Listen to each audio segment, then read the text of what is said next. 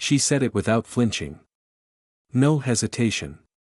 No emotion, her voice was steady.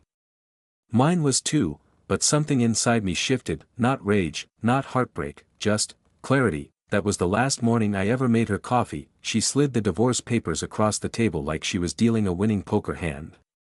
Smiled. Told me she'd be taking the house, the car, and most of the savings, like it was already decided. That I looked down at the mug she was sipping from. The one I bought her on our second anniversary. That I nodded. You can't even afford a decent lawyer to fight me in court. She said that I just said, you're right. And I meant it, but I didn't say another word. She took my silence as surrender. Most people do that. We met 12 years ago. Back then, I was all ambition and overworked hours. She was charm and ambition of another kind, social, polished, hungry. That I in the beginning, we aligned. Built a life. Laughed. Put down roots, but somewhere between airport terminals and candlelit dinners, things changed. The smiles faded. The glances grew colder. That I blamed the distance, she blamed the money. That I was always chasing deals. Closing contracts, she was always waiting. Always wanting more. When I got promoted, she didn't even celebrate. When I stayed late at work, she stopped asking why. The warmth we had, she used it like a ladder, and once she'd climbed high enough, she stopped. She didn't look beside her anymore, only down at me. That I didn't see the affair at first, but the signs came, slow and steady. She started locking her phone, started staying out late with friends, on nights I came home early. The sex stopped. The laughter. That died long before, but it was one quiet Sunday morning, when she looked at me like I was just a piece of furniture, something old and in the way, that broke whatever was left of the illusion. That I didn't confront, that I didn't yell, that I just watched. People say trust your gut. Mine whispered every night that so I hired someone, a professional. 2 weeks later, I had photos, hotel rooms, hand-holding in parking lots, kisses when they thought no one was watching. The man, an old friend, that a former colleague, the one who always told me I worked too hard and needed to loosen up. They looked happy in those photos, but I didn't feel rage. That I felt precision. She betrayed me once. That I returned the favor, not with chaos, but with quiet planning. That I moved money slowly, not illegally.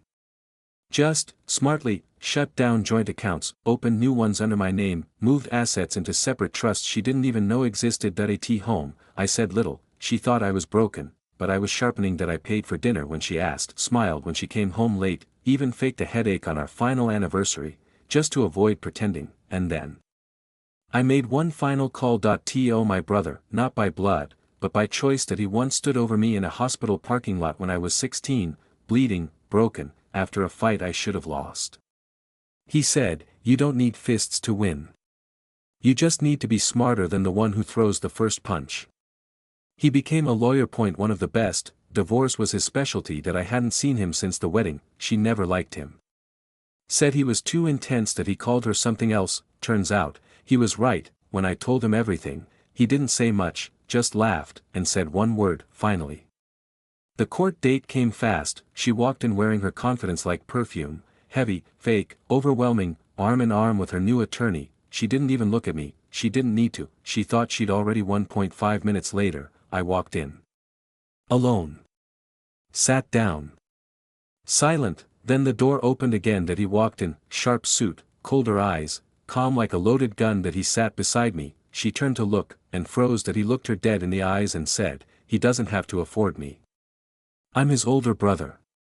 Her expression cracked. Suddenly, she wasn't so confident, and then the hearing began. That we dismantled her, piece by piece, every lie, every account, every hotel bill. Her attorney tried to object, and my brother didn't even raise his voice. That he didn't gloat. That he buried her. Professionally. That it wasn't a fight. That it was an autopsy. She lost the house, lost the car, lost the savings she thought she'd get me for.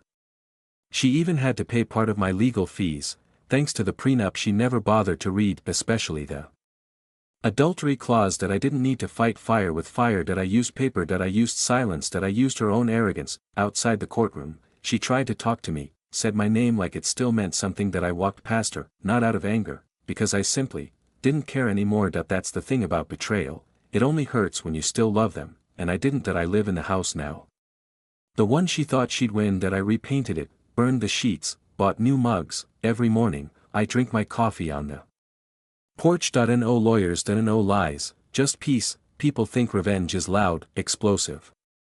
Violent that they're wrong. Revenge is quiet that it's patience that it's watching someone dig their own grave while you water your lawn. She handed me the shovel the day she served the papers, she just didn't realize she was standing in the hole, until it was too late.